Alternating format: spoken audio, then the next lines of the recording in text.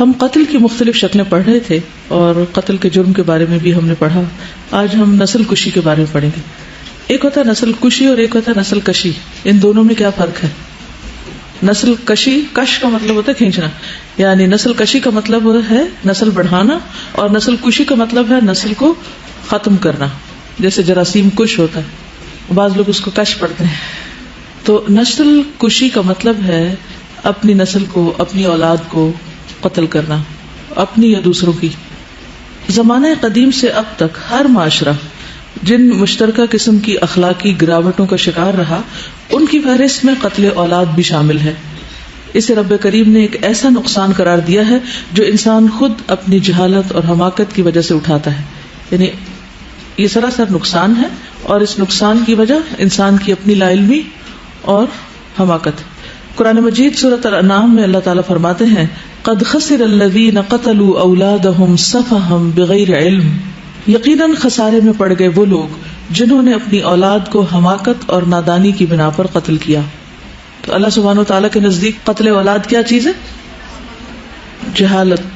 یعنی قتل اولاد کا ارتکاب جہالت اور بے وقوفی کی وجہ سے ہوتا ہے. یعنی ایسے انسان کو عقل مند قرار نہیں دیا جا سکتا جو اپنی اولاد کو مار ڈالے. اور یہ نقصان جو ہے قد خسر الذین، کہ نقصان اٹھا گیا. حقیقت میں یہ خسارہ دنیا کا بھی ہو سکتا ہے اور آخرت کا بھی. اور آخرت کی خیر سے اگر کوئی محروم رہ جائے تو اس سے بڑی اور کوئی نقصان کی بات نہیں کسی انسان کے لیے. دنیاوی اعتبار سے کیا نقصان ہوتا ہے؟ اپنی اولاد کو قتل کرنے کا دنیاوی نقصان کیا ہے؟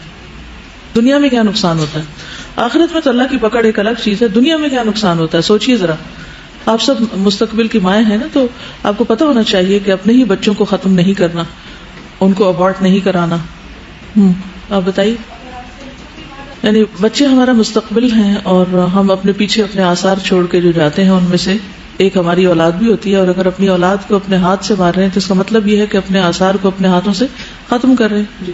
اس کے انسان کے یعنی جسم کے اوپر اور نفسیاتی طور پر بے شمار برے نتائج نکلتے ہیں. جسمانی طور پر اس کو بہت سی بیماریاں لگ سکتی ہیں، اور نفسیاتی طور پر ڈپریشن کا شکار یوزلی خواتین ہو جاتی ہیں. جی. اگر بچہ طبعی موت بھی مر جائے، یعنی کسی بیماری میں بھی مر جائے، تو آپ دیکھیں کہ ماؤں کے اوپر کتنا وہ تکلیف کا اور غم اور دکھ کا وقت ہوتا ہے. تو کہاں یہ کہ اس بچے کو کوئی اور مار ڈالے، کوئی قتل کر دے، خواہ باپ ہی کیوں نہ ہو. جیسے دور جاہلیت میں بچیوں کو زندہ درگور کر کے مار دیا جاتا تھا، ختم کر دیا جاتا تھا، اور وہ وقت ماؤں کے لیے بہت بڑی آزمائش کا وقت تھا. اسی طرح فرعون نے سب سے پہلے دنیا میں یہ رسم ڈالی تھی کہ بنی اسرائیل کے بچوں کو قتل کرنا شروع کر دیا تھا. اور اس نے لڑکیاں نہیں، خاص طور پر لڑکوں کو ٹارگٹ کیا تھا، اور ان کے لیے بہت بڑا فتنہ تھا. اس کو بلاء عظیم کہا گیا ہے. بنی اسرائیل کی ایک بہت بڑی آزمائش تھی. اور کیا نقصان ہوتا ہے؟ انسان گلٹ میں ہوتا ہے، ڈپریشن میں ہوتا ہے. اور کوئی چیز؟ جی. اپنے لیے صدقہ جاریہ کا موقع کھو دیتا ہے. یعنی خاص طور پر جب اس طرح کے نعرے لگائے جاتے ہیں نا، بچے دو ہی اچھے، اور پھر ہوتا ہے بھائی کے لیے بھائی نہیں ہے اور بہن کے لیے بہن نہیں ہے، اور خدا نخواستہ اگر ان کے ساتھ کچھ ہو جاتا ہے تو ان کے لیے بھی اور خاندان بھر کے لیے ایک المیہ ہو جاتا ہے. عام طور پر اس ماڈرن دنیا میں جو ابارشن کا ریٹ ہے وہ زیادہ تر فیمیل یعنی بچیوں کو مارا جاتا ہے، کیونکہ اکثر معاشروں کے اندر لڑکی کا پیدا ہونا کوئی بہت خوشی کی بات نہیں، خصوصاً ایشین جو کلچر ہے اس کے اندر. تو اس سے ہم اللہ سبحانہ وتعالیٰ کے قائم کردہ ایک بیلنس، ایک توازن کے اندر بھی خلل اندازی کر رہے ہیں.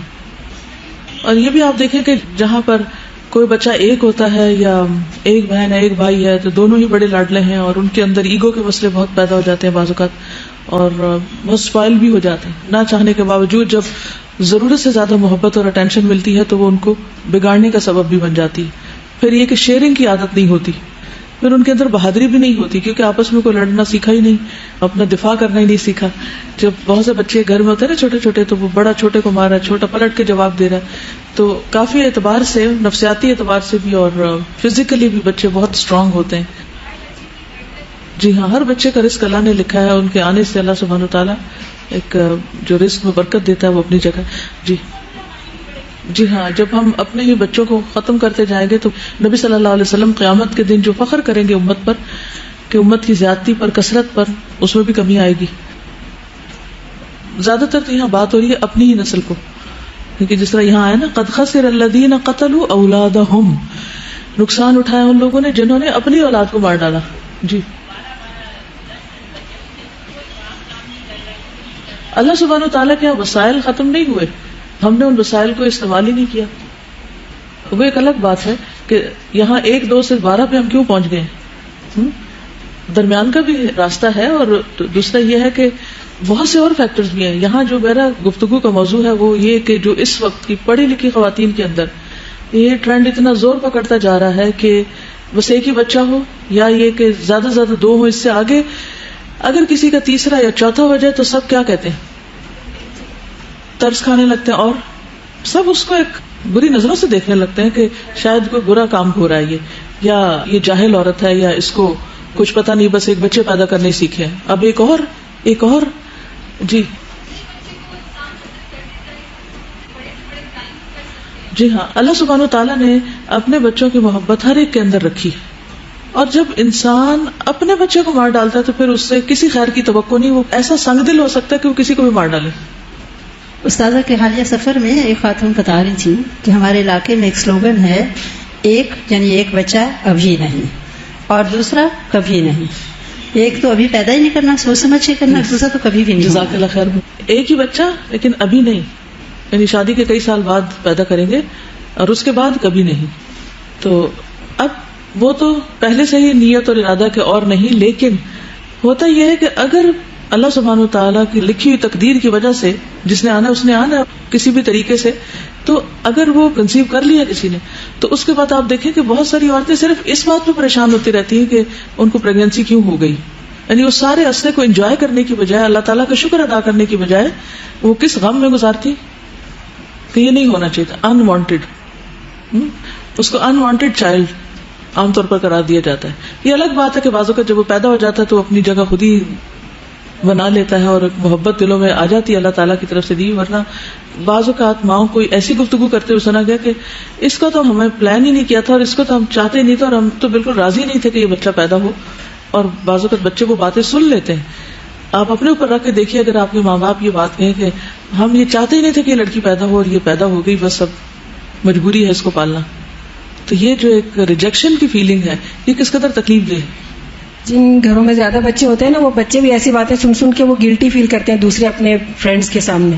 بالکل بہت زیادہ وہ ہو جاتے ہیں کہ ہمارے تو اتنے بہن بھائی ہیں, اور جی ہاں شرمندہ رہتے ہیں. وہ بہت شرمندہ رہتے ہیں کہ ہمارے, یعنی کہ بچے بعض اوقات کہتے ہیں کہ اور بچہ نہیں چاہیے, ہمیں اپنے فرینڈس کے سامنے شرمندگی ہوتی. یعنی ایک پورا ایک ایسا کلچر ڈیولپ ہو گیا ہے کہ جس کی وجہ سے اولاد جو ہے وہ خود اپنے ماں باپ کی نگاہوں میں ہی گر گئی.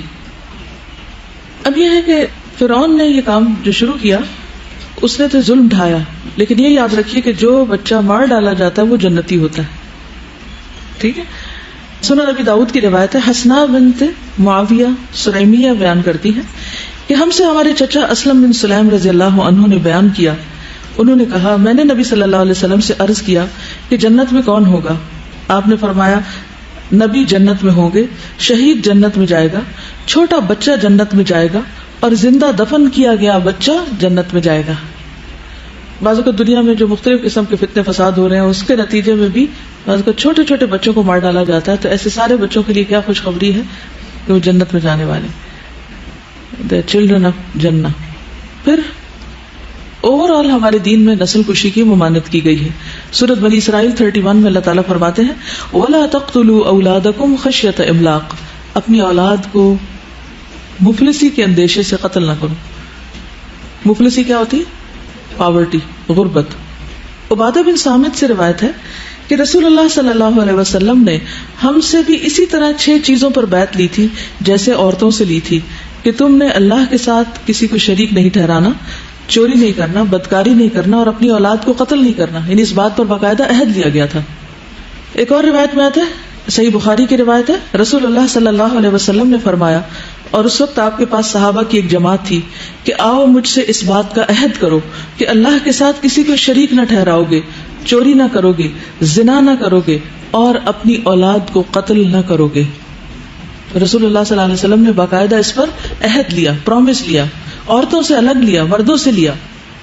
اور عورتوں سے جو آپ نے پرومس لیا وہ سورۃ الممتحنہ کی آیت نمبر 12 ہے, یا ایھا النبی اذا جاءک المؤمنات یبایعنک علی الا یشرکن باللہ شیئا, شيئا ولا يسرقن ولا يزنين ولا يقتلن أولادهن ولا يأتين ببهتان يفترينه بين أيديهن وأرجلهن ولا يعصينك في معروف فبايعهن واستغفر لهن الله إن الله غفور رحيم. اے نبی صلی اللہ علیہ وسلم، جب مسلمان عورتیں آپ سے ان باتوں پر بیعت کرنے آئیں کہ وہ اللہ کے ساتھ کسی کو شریک نہ کریں گی، چوری نہیں کریں گی، زناکاری نہ کریں گی، اپنی اولاد کو نہیں ماریں گی، اور کوئی ایسا بہتان نہ باندھیں گی جو خود اپنے ہاتھوں پیروں کے سامنے گھڑ لیں، اور کسی نیک کام میں آپ کی نافرمانی نہ کریں گی، تو آپ ان سے بیعت لے لیا کریں. ٹھیک ہے، اور ان کے لیے اللہ سے بخشش طلب کریں، بے شک اللہ تعالیٰ بخشنے والا اور معاف فرمانے والا ہے. لیکن یہ وعدے کس کے لیے ہیں؟ جو یہ بڑے بڑے گناہ نہ کریں. جب آپ صلی اللہ علیہ وسلم سے کبیرہ گناہ کے بارے میں پوچھا گیا تو آپ نے کیا فرمایا؟ اللہ کے ساتھ شرک کرنا. اس کے بعد اپنی اولاد کو مفلسی کے ڈر سے قتل کرنا کہ وہ تمہارے ساتھ کھانے میں شریک ہو جائے گی. پھر جنگ میں بھی بچوں کو قتل نہ کرنے کی تلقین کی گئی. رسول اللہ صلی اللہ علیہ وسلم جب کسی شخص کو کسی دستے یا کسی بڑے لشکر کا امیر بنا کر روانہ کرتے تو اسے خود اپنی ذات میں اللہ کا تقوی اختیار کرنے اور اپنی معیت میں دوسرے مسلمانوں کے ساتھ بھلائی کرنے کی وصیت کرتے اور فرماتے اللہ کے نام سے اور اللہ کی راہ میں غزوہ کرو اور اللہ کا انکار کرنے والوں سے قتال کرو، غزوہ کرو، غنیمت میں خیانت نہ کرو، غدر نہ کرو، دھوکہ نہ دو، مقتولین کے اعضاء نہ کاٹو اور کسی بچے کو قتل نہ کرو. تو یہ آپ جس کو امیر بنا کے بھیجتے اس سے یہ وعدہ لیتے اور اس کو نصیحت کرتے کہ جنگ کی اخلاقیات کیا ہیں. اب ایسا ہے کہ بچوں کے مختلف سٹیجز ہوتی ہیں. آپ بتائیں گے کہ کون کون سی سٹیجز ہوتی ہیں اور بچہ کب تک بچہ رہتا ہے اور کہلاتا ہے بچہ؟ پہلی سٹیج کون بتائے گا؟ جب ووم میں ہوتا ہے، ماں کے پیٹ میں ہوتا ہے. اس کی 2 سٹیجز ہیں، ایک ہے 120 ڈیز سے پہلے کی اور ایک ہے اس کے بعد کی. یہ ایک بڑی تقسیم کی جاتی. لیکن 120 ڈیز سے پہلے کی بھی ایک اور تقسیم ہے اور وہ ہے 40 ڈیز کی. پہلے نطفہ، پھر اس کے بعد علقہ، پھر مضغہ اور اس کے بعد پھر اگلی سٹیجز آتی. تو ان سٹیجز میں بھی بچے کا قتل منع ہے. آگے میں چل کے بتاؤں گی کہ اگر کوئی قتل کرے، خواہ ماں ہی کرائے جان بوجھ کر، تو اس کا کفارہ کیا ہے اور اس کی دیت کیا ہے. یعنی 2 چیزیں اس پر، کفارہ بھی اور دیت بھی. اور اس کے بعد جب پیدا ہو جائے تو پیدا ہونے کے بعد اگر کوئی قتل کرے تو اس کے لیے کیا حکم ہے. بچے کو دنیا میں آنے سے پہلے زندگی کے ابتدائی مراحل میں تلف کرا دینا یعنی ابارٹ کرا دینا یا دنیا میں آنکھیں کھولنے کے بعد مار ڈالنا، دونوں صورتیں گناہ کبیرہ کے زمرہ میں آتی، یعنی بہت بڑا گناہ ہے، خطأ کبیرہ. دوران حمل بچہ خواہ چند ہفتوں کا ہو یا چند دنوں کا اسقاط کہتے ہیں ابارٹ کروا کر، یا پیدائش کے بعد اسے اس نیت سے کسی ایسی جگہ ڈال کر کہ اس کی قسمت میں زندہ رہنا ہو تو کوئی اٹھا کے پال لے گا اور ہم اس کے قتل کے جرم سے بری ہو جائیں گے. ہم قتل نہیں کرتے، بس کہیں پھینک آتے ہیں. اور اس کے والدین کا پتہ بھی نہ چل سکے گا، جبکہ وہ بچہ کسی جانور کا شکار بھی ہو سکتا ہے. کوئی بلی کھا سکتی ہے، کوئی کتا کھا سکتا ہے، کوئی اور جانور اس کو کھا سکتا ہے. یہ سب قتل اولاد کی صورتیں، ڈائریکٹ کیا یا انڈائریکٹ اس کو اناٹینڈڈ چھوڑ دیا. بعض بچے سردی میں ٹھٹر کے مر جاتے ہیں، بعض یعنی انہیں کوئی اٹھانے والا نہیں تو رو رو کے وہ ختم ہو جاتے ہیں. یہ سب چیزیں قتل میں ہیں. اور اس میں جو بھی شریک ہوگا، عموماً کون کون شریک ہوتا ہے؟ ماں باپ، بعض اوقات کوئی سہیلی، دوست اور ڈاکٹر. بعض اوقات جو دائیاں ہوتی ہیں عام طور پر جو گھروں میں جاتی ہیں، خصوصاً گاؤں وغیرہ میں جو ایک ہوتے ہیں نا، ایک تو ڈاکٹرز ہیں، پھر LHVs ہیں، پھر اس کے بعد جو گھریلو دیسی علاج کے ساتھ کرتی ہیں یہ سب کچھ. تو کوئی بھی ہو جو کرنے والا، وہ سب اس میں شریک. کوئی جو اس کو مشورہ دے وہ بھی شریک ہے. پیچھے آپ نے کیا پڑھا قتل کے بارے میں؟ ایک ہوتا براہ راست کوئی قتل خود کرے، اور ایک یہ ہے کہ اس کی نیت کرے اور پھر مشورہ دے، اس کو سپورٹ کرے، اس کو کوئی آلہ اٹھا کے پکڑائے، کوئی دوا خرید کے دے. جی ہاں، بعض اوقات نہیں انل منکر نہیں کرتے، روکتے نہیں ہیں. تو یہ کوئی معمولی بات نہیں ہے انسان کی جان لینا، کسی کو حق نہیں. مجھے ڈائریکٹ ایک جگہ سے بات کرنے کا موقع ملا کہ جہاں سے انہوں نے یہ فتویٰ دیا کہ عورت کے جسم میں کمزوری ہو تو وہ اپنا بچہ ساقط کروا سکتی ہے. میری دوست کی بیٹی پریگننٹ ہو گئی تو اس کا جو لڑکی کا شوہر تھا وہ ایک خاص مسلک کو فالو کرتا تھا. تو ارلی پریگنینسی اسی طرح ہی انوانٹیڈ سی ہو گئی تو ایک بچہ دوسرا چھوٹا تھا تو اس نے اپنی بیوی کو کہنا شروع کر دیا کہ بس تم ضائع کرو. میں فتویٰ لے کے آ گیا. تو مجھے شک ہوا کہ یہ لڑکا دینی بھی ہے اور یہ کہاں سے فتویٰ لے کے آیا. تو میں نے ان کا کراچی میں وہاں فون کیا جو دارالفتہ یا کچھ تھا، اور میں نے ڈائریکٹ وہ جو فتویٰ دیتے ہیں ان سے پوچھا، میں نے کہا کہ کیا اس طرح ابورٹ کرایا جا سکتا ہے بچہ؟ تو انہوں نے کہا کہ ہاں، اگر عورت کمزور ہے تو وہ بچے کو ضائع کر سکتی ہے. حالانکہ قرآن پاک میں تو اللہ تعالیٰ نے فرمایا کہ وہنن اللہ وہن، عورت تو کمزوری اٹھاتی ہے اس سلسلے میں. کمزوری کا لیول کون ڈٹرمن کرے گا؟ اس میں یہ ہے کہ اگر ماں کی جان کو خطرہ ہے تو وہ اور بات ہے، لیکن کمزوری کی بات یہ تو بغیر شادی شدہ لڑکیاں بھی بہت کمزور ہیں آج کل. جی. جن پہ ابھی ایسا کوئی بوجھ پڑا ہی نہیں، وہ بھی بڑی ویک فیل کرتی. جی. ایکچولی اس میں یہ ہوتا ہے کہ وہ پوری طرح حقیقت کو سمجھتے نہیں. مفتی عام طور پر وہی فتویٰ دے دیتے ہیں جس طرح ہم ان کو کیس پیش کرتے ہیں، یعنی اپنی مرضی کا کروانا ہو تو اس طرح کے دلائل دے دی، دوسری راہ نہیں دکھاتے. ایکچولی جب اللہ کا ڈر آتا ہے نا دل میں، اور یہ پتہ چل جاتا ہے کہ یہ کتنا گمبھیر اور کتنا بڑا جرم ہے اور اس کے کیا کیا نقصانات ہیں، تو پھر ہی انسان بچ سکتا ہے اللہ کی توفیق سے. سورۃ الانعام آیت 151 میں اللہ تعالیٰ فرماتے ہیں قُلْ تَعَالَوْا أَتْلُ مَا حَرَّمَ عَلَيْكُمْ رَبُّكُمْ، کہہ دیجئے آؤ میں تمہیں پڑھ کے سناتا ہوں کہ تمہارے رب نے تم پر کیا کچھ حرام کیا ہے. اللہ تشرکوا بہ شیئا، کہ تم اس کے ساتھ کسی کو شریک نہ ٹھہراؤ. وبالوالدین احسانا، اور والدین کی نافرمانی نہ کرو بلکہ ان کے ساتھ احسان کرو. ولا تقتلوا اولادکم، اور اپنی اولادوں کو قتل نہ کرو. من املاق، مفلسی کے ڈر سے، پاورٹی کے خوف سے. نحن نرزقکم وإیاہم، تمہیں بھی ہم رزق دیتے ہیں اور ان کو بھی ہم رزق دیتے ہیں. نبی صلی اللہ علیہ وسلم نے فرمایا اللہ تعالیٰ نے تم پر ماؤں کی نافرمانی، لڑکیوں کو زندہ دفن کرنا، واجب حقوق کی ادائیگی نہ کرنا اور دوسروں کا مال ناجائز طریقے پر دبا لینا حرام قرار دیا. یعنی شاید شراب کی حرمت کے لیے بھی اتنے واضح الفاظ نہیں ہیں جتنے بچوں کے قتل کی حرمت کو واضح کرنے کے لیے اللہ تعالیٰ نے فرمایا. قل کہہ کے آپ فرمائے کہہ دیجئے، تعالوا آؤ ادھر، توجہ کرو، آؤ بیٹھو سنو، میں تمہیں بتاتا ہوں. ما حرم ربکم، کیا حرام کیا. اور حرم باب تفعیل میں شدت بھی ہے کہ تمہارے رب نے تم پر حرام کیا. یعنی اس میں کوئی گنجائش ایسی نہیں نکلتی، اللہ یہ کہ ایکسیپشنل صورت جو کسی بھی شکل میں ہوتی ہے. اس کو آپ اس مثال سے بھی سمجھ سکتے ہیں کہ کن حالات میں روزہ توڑا جا سکتا ہے.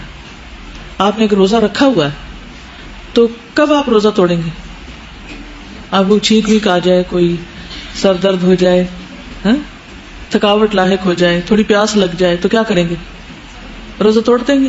صبر کریں گے نا، کیونکہ انسان تو مشقت پیدا کیے گی. اسی طرح اگر کسی کی پریگننسی ہے تو سمجھے کہ وہ بھی روزے سے ہے. تو اگر کوئی بھی تکلیف ایسی آ گئی ہے تو اس صورت میں کیا کرنا ہوگا؟